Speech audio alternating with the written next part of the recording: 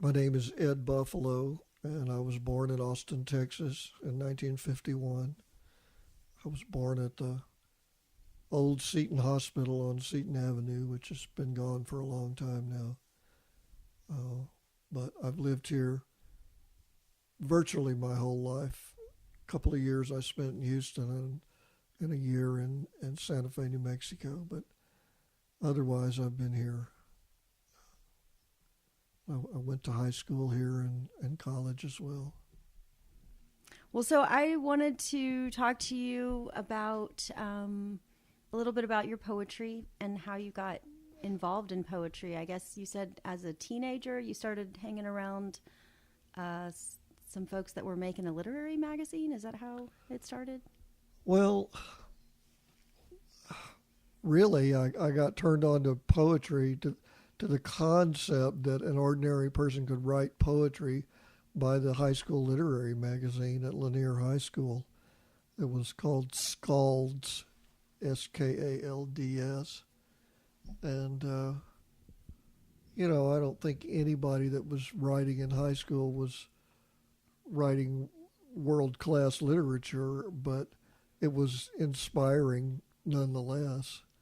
And in high school, we had a literary club that its reason for existence was basically to publish the high school literary magazine and encourage people to write, whether it be short stories or poetry or whatever. And this was back in what year? 1960. I was in the literary club, I believe, in 67 and 68 in high school. And then I moved to a different high school my last year, so I wasn't in it there, but I did get some poems published in the other literary magazine at Reagan. Her name was Mrs. Hutchinson. I believe she's still alive in her 90s here in Austin now. Wow. She was and is a remarkable woman who inspired a lot of people, a lot of kids, and so much so that people she had taught continued to come visit her uh, well into her old age, Wow. including me. I went to see her about 10 years ago, probably. Wow. And she taught at Lanier. She did, Okay. yes. Uh, she taught regular English classes and American literature and world literature and creative writing. And so, what did she do that kind of would engage? How did she engage y'all? Because some teachers, make poetry seem really boring, and some teachers can make it seem really vibrant and essential. I wish I could answer that. She was just an inspiring teacher. It's hard to quantify that kind of thing, but there are certain teachers that you have that you remember Yeah. that somehow motivated and or inspired you, and they stick with you. The rest of them, you just tend to the rest tend to fade away. Yeah, it makes sense. Yeah, some teachers, they just inspire. Yeah, inspire you. her name is Dorothy Hutchinson. Cool. And then so from there, after high school, Oh, okay, yeah. I started writing poetry when I was 16, which would have been 1967. And, well, frankly, in retrospect, most of it was terrible, but you got to start somewhere. yep, everybody does. And I actually got a poem published in a literary magazine here in Austin when I was 16. The magazine was called ARX, A-R-X, and it was published by a local couple. And they had some younger people from the university that were working with them to edit the magazine and put it together every month. It was a monthly, which is hard to imagine, but it was. And so I got this poem published, and I was all totally excited about it. And I actually went to their house where they put it together on the weekend when they were putting an issue together. And they liked me and I liked them, and I just started going and helping with the magazine every month. Cool. So that's how I got started, and that's where I learned how to edit a literary magazine. Really, was hanging around with those people. Well, tell me about that process. Did you have to use a Xerox machine or an actual print machine? The guy whose name was Bill Brooks actually bought an offset press, a small one, and taught himself how to use it. And looking back at the old copies of Arcs magazine, the print quality wasn't very good. He really didn't know how to finesse the machine, but everything was fully manual back then. So all contributions came in via mail and had to be read individually and responded to individually. You mean like the poems that people would send in? Yeah, poetry and short stories and photos as well? Or did they accept photos and they did accept line photos drawings? and art. Mm-hmm. And again, the reproduction wasn't great, but we published it. Let's see, Dorothy Brooks actually typed the magazine every month, and they had an IBM Selectronic typewriter. This was before the Selectric came out, I believe. Now, I could be wrong. Maybe it came out earlier than that. But the Selectronic could actually justify columns. But you had to type the line in first and then get a reading and then put this reading into a dial on the thing and type it again, and then it would justify it. Wow. So every line had to be typed twice. And it was exacting. Fortunately, the vast majority of the issues were poetry rather than prose.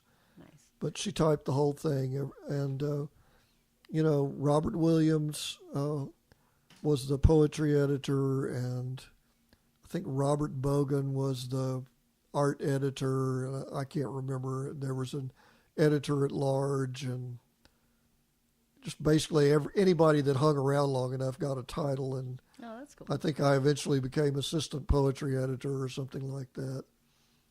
So what kind of stuff were people submitting, and who was submitting?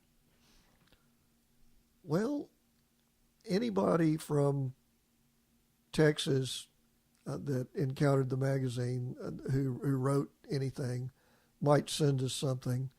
And we reached out to colleges and universities. I don't know, there was some kind of distribution channel back then for small press stuff, and we would send it out to colleges and universities and bookstores around the country. Mm-hmm. And stuff started coming in pretty regular. There were a lot of local, I say local, within Texas, literati, and then just a whole bunch of creative people were around about. Like hippies or just academics, or just a range? It was an amazing mixture of academics and hippies and who knows what else, what kind of people they were. And women, too, and not just men, right? Right. I wrote down a few names that I recalled because I was afraid I wouldn't be able to recall them when I got here. But Archibald Henderson was one, and Judson Cruz was another. And Judson was an interesting fellow whose reputation, it turns out, is much larger than I ever imagined. He was well known. He lived out at Big Sur when Henry Miller was there. Oh, cool. And he later actually wrote a memoir about his time with living around Henry Miller. but he published all over the country under not only his own name, but a half a dozen pseudonyms as well. And then there were people like Adelita Tafoya, who I believe was a New Mexico poet, who I think is still alive. Joni Whitebird, who was from San Antonio. A.D. Winans, and our local favorite, Albert Hufstikler. A woman named Vassar Miller, who was, I believe, from Houston, who was a remarkable poet. And Naomi Shihab Nye from San Antonio. All of those people published with us off and on. I think particularly Albert Hufstikler. Robert told me that he lived, I don't know, a few blocks away back in those days, and he would come by almost every week with a sheaf of poems for Robert to consider for publication. Wow. And I recently went through all my old issues of Arcs magazine, and Albert Hufstikler was in nearly every issue. And in the process of doing that, I also looked at a whole mass of other small press literary magazines that I collected over the years. And there was hardly one to be found anywhere that didn't have a poem by Albert Hufstikler in it. And some of these were from all over the country. So he was quite prolific, and he sent poetry out to anybody and everybody. That's great. He was an interesting fellow.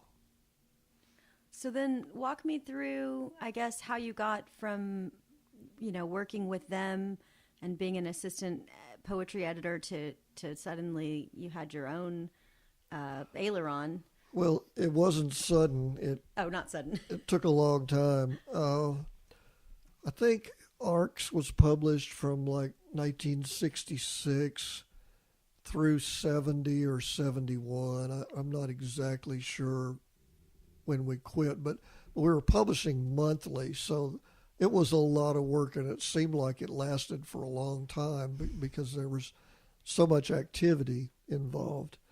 And then I went to work, started having a life, went to school, dropped out of school, went to work, and eventually ended up with a job with the state of Texas.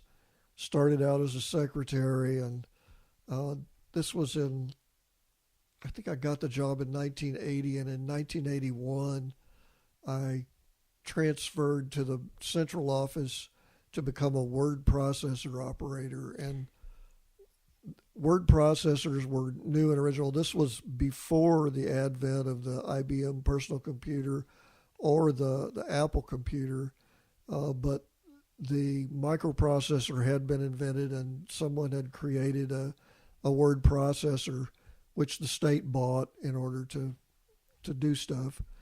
And since I had worked as a teletype operator and was a pretty fast typist, I managed to talk my way into a job as a word processor operator.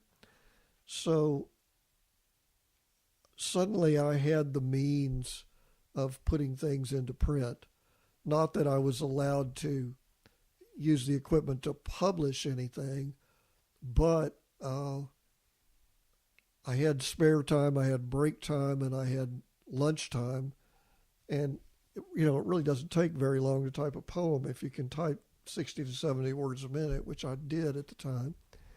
And so I got the idea of just typing up some poems and then taking them and having them published either offset press or Xerox or whatever I could find later. Mm-hmm. And since I already had an idea of how to lay out a magazine from having worked on Arcs, basically it involves just making a mock-up, a paste-up, like say, you're going to have 8 sheets of paper and you fold them in half and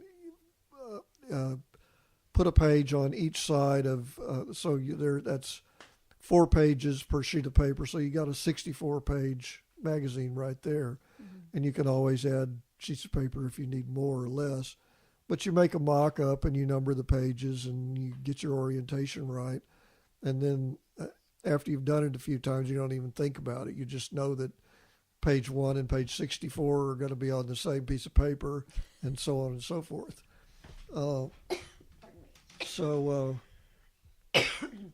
originally it was just me and two other guys, Michael Gilmore and Jim Harris, uh, and we published the first issue in 1980, and it was just the three of us, and we published 100 copies. So we basically signed each other's copies and gave them to our friends, and that was pretty much it. Uh, but and I had it in mind that we were going to publish quarterly, but as it turned out, it was expensive, and we didn't have the money. Basically, I ended up footing the bill for it because I had a better job than the other two, and so we settled on twice a year, and we got friends to bring us their poems at first, and then after we started publishing regularly and getting the word out, I got a P.O. box, and people would just send in their stuff via mail, and we would edit it. Took about 5 or 6 months to put one together, and then we'd publish. And I think in the 10 years that we published, we actually missed a couple of issues. So in 10 years, we published maybe 18 volumes. And did you have to turn away a lot of poems, or were you able to include a lot of what was submitted? Oh, I think we probably rejected 75% of what was sent to us. Oh yeah, so you got a lot of crap, or We got a lot of junk, but I think that's normal. Most people who think they can write poetry really can't, and that includes myself when I was 16. But it's like you recognize when someone has some potential. They have some good turns of phrase, or most of their stuff is junk, but every once in a while they actually turn out a real poem. Mm-hmm. And those are the ones you pick, and that encourages them to write more and better poetry like that. I remember one lady sent us stuff for almost the whole 10 years, and we kept turning her down. Finally, she sent us a good poem, and we published it. Oh, cool.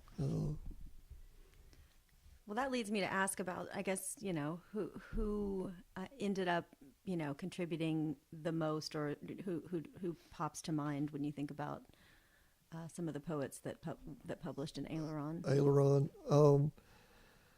Well, Albert Huffstickler was a mainstay. By this time, I had become good friends with him, and so had Michael Gilmore.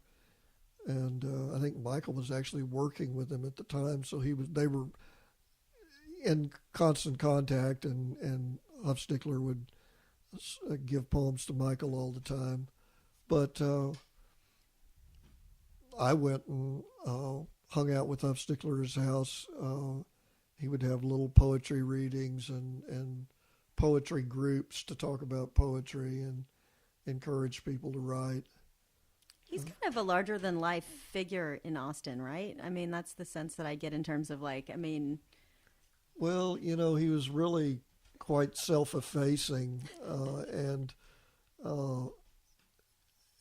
I don't think of him as larger than life. He was just a really nice guy who was really sincere about writing poetry and being creative. And he worked at it the entire time that I knew him. I mean, I first met him when I was only 17 in 1968. He was in his 40s, and he was cranking out poetry then. And I never knew a time in his life when he didn't write poetry every day. And I think when you write poetry every day, not every bit of it comes out great, but you're more likely to get something good than not if you keep trying, and he did. He was inspirational to a lot of people and beloved of a great many people. Other people that come to mind were the people here in Austin who were part of the local poetry scene. Christopher Middleton was a professor at the University of Texas, and he was really a first-rate poet. I would even call him a world-class poet. I've recently picked up a couple of the books that I have of his and reread them, and he was just an excellent poet. Then there were poets on the local scene like Susan Bright and Pat Littledog, Grady Hillman, Dave Oliphant was another. Dave Oliphant's still around, and in fact, he's got his collected poems out, and then he wrote a new book after the collected poems. And Gene Fowler, Grady Hillman was another guy that we published. We published a number of well-known poets like James Dickey and Charles Bukowski. Also, I didn't know that. That's cool. well, we published a lot of people that are totally unknown, who just happened to send us good work. That's cool. So, when did you start to integrate photos and art? Was that from the beginning, or did that take time? Oh, that's an interesting story.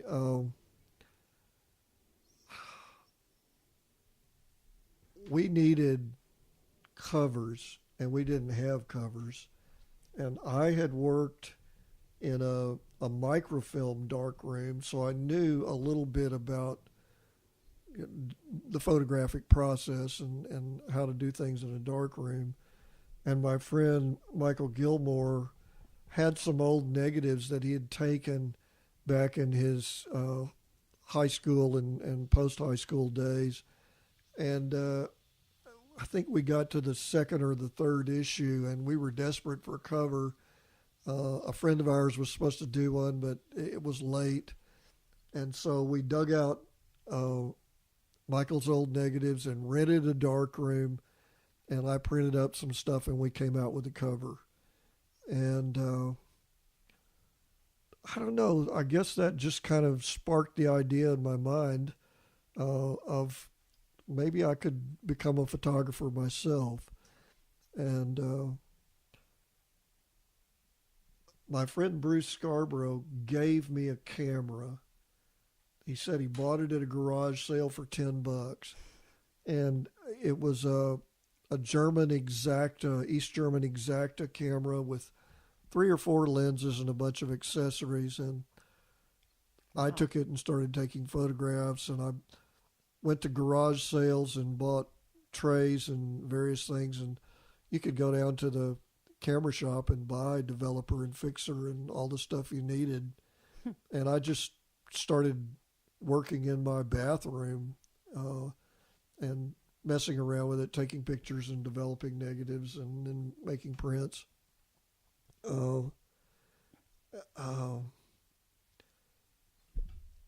Later, I found a Pentax camera at a garage sale. I think I paid $50 for it, but it had a much better, sharper lens than the old Exacta.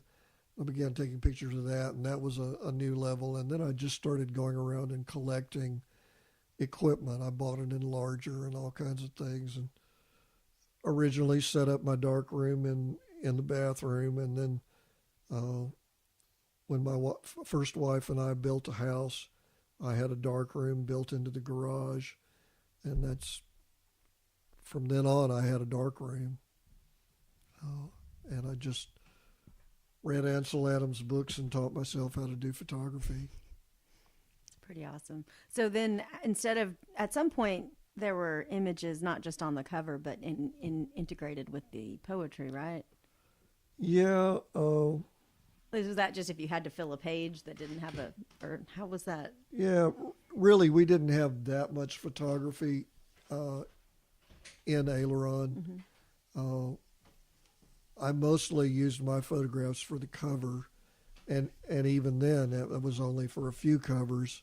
Mm-hmm. But slowly, my creative endeavor became more and more photographic oriented rather than poetry. I mean, I continued to write, but uh, when you're a writer, inspiration isn't always there, and when you're working full time, you don't always have time to just sit down and do that.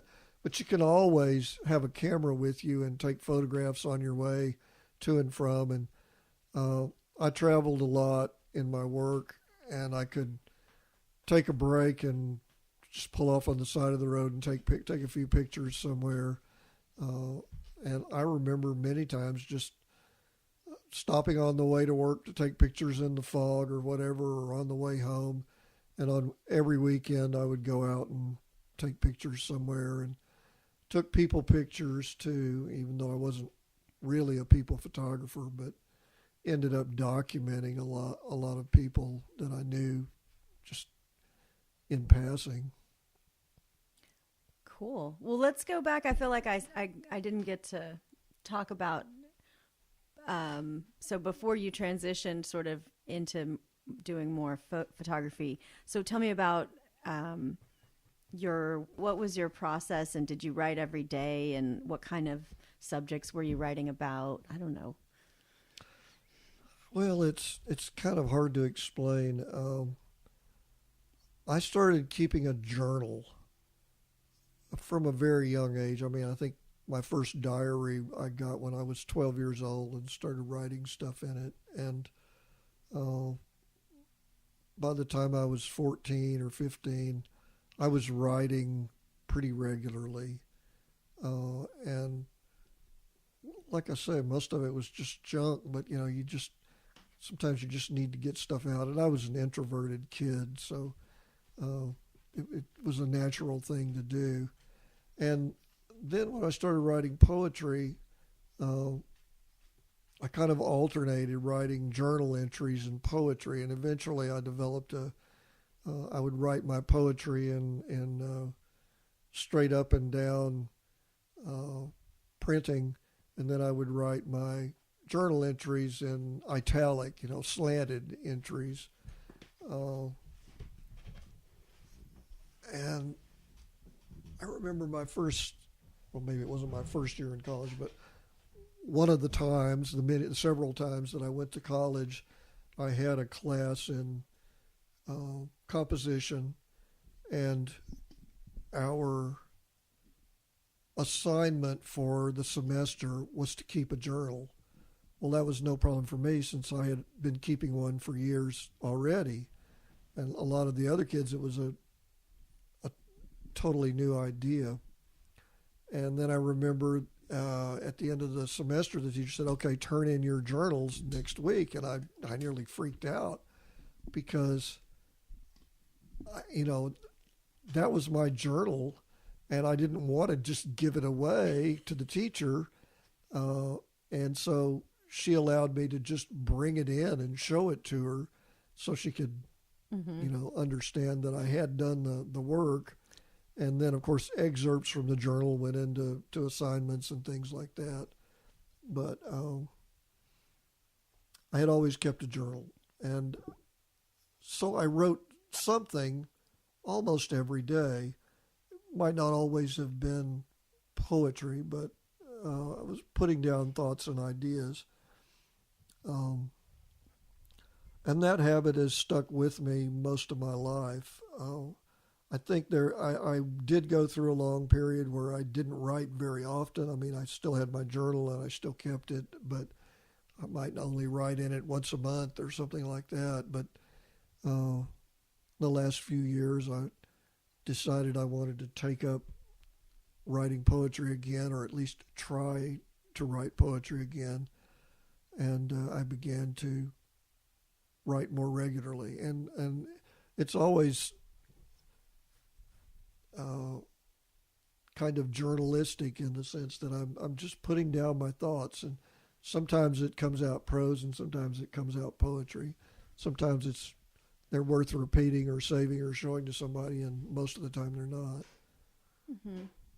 And I guess, what are some of the writers and poets that that inspired you or made you think, oh, this is something I'm into? I know when I was, I guess, 11, you turned me on to E. E. Cummings, and that blew my mind. Yeah, E. E. Cummings was a major discovery for me.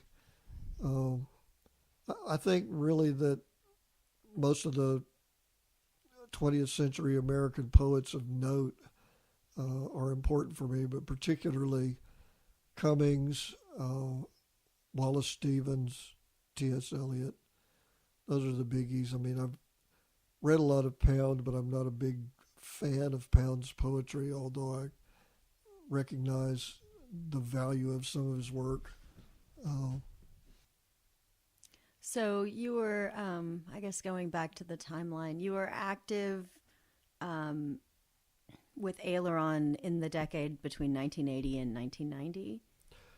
And 80 that's to, when you were writing poetry regularly, yeah, 80 to 89. 80 to 89. And then you were still doing photography for many years. And so then it was just a few years ago, like, so back all the way in the 2010s when you started getting the urge to write poetry again. But you had been keeping a journal here and there. Yeah, I had always kept the journal, but didn't write in it all that often. And I think it was 2012 when I decided I had enough time that I really ought to try to write again. I always told myself that when I got old and retired, I would have time to write, and then I would sit down and write. So I've been working at it a little bit more since that time. And maybe talk a little bit about what it gives you, what it does for you, like why you enjoy it, I guess. That's hard.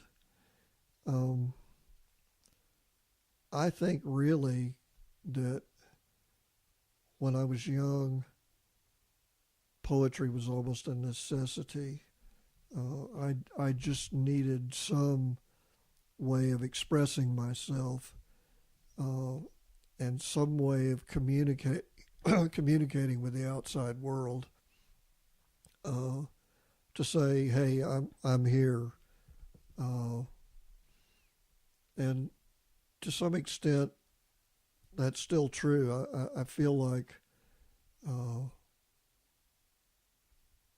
I want people to know what I think and feel. I think that's the reason poets write is to express their thoughts and feelings to others. Um,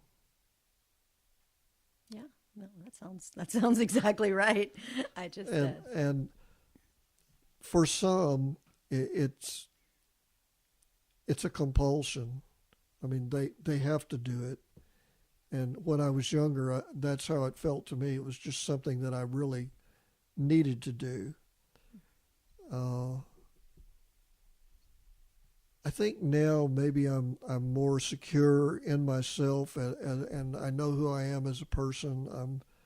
I'm all grown up, and I'm not trying to prove myself to anybody anymore. So maybe to some extent it's just for me. And if something comes out really well, and I think somebody might enjoy it, I'll pass it on to them. And I think there's some things that I write that I think are more appropriate for one person to hear than another. But I'm not. I don't have the great compulsion to write that I used to. It's just nice sometimes to sit down and put my thoughts on paper. And sometimes it helps to just, I don't know what I'm feeling or what it is. There's something welling up from inside me, and I can't really figure out what it is. And I start trying to articulate it, and eventually it comes out into a poem. absolutely, yeah, that I can relate to that.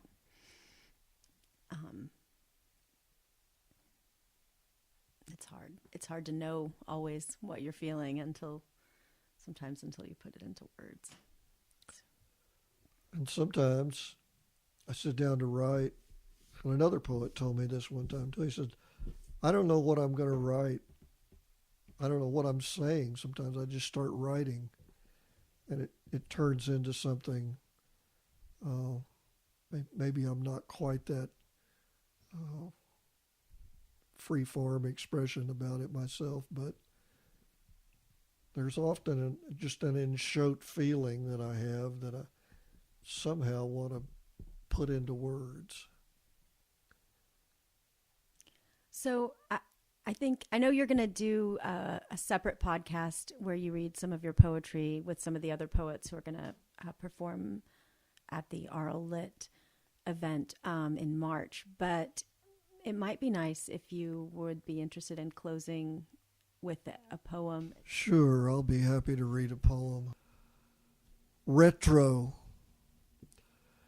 In the continuance of time, it's the retro what catches the eye, the antique turn of speech what tickles the ear, the mechanical watch whose tick I no longer hear, fountain pen, jar of ink, mechanical typewriter, Smith & Wesson revolver, quaint diction. Time was, words lay dead on the page and mysterious, unable to convey meaning unless and until spoken aloud. Time was, selves were divided, incomplete. Thought occurred as a voice in the air, in the room, intimate, commanding, forewarning, like Socrates' demon. Time was, fallen angels instructed men in the art of alchemy. Thank you. It's beautiful.